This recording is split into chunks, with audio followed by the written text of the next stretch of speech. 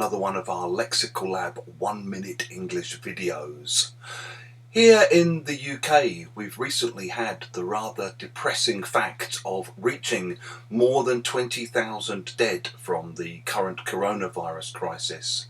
Given that the number of global dead is only around 200,000, this means that we have about 10% of the official dead around the world from the virus. This is quite remarkable and quite shocking, given that we only have about 0.87% of the global population.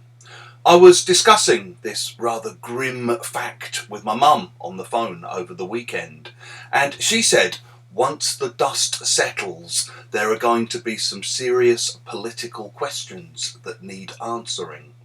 If you say once the dust settles, you mean once things have become calmer and more stable, and once the consequences have become clearer and more manageable.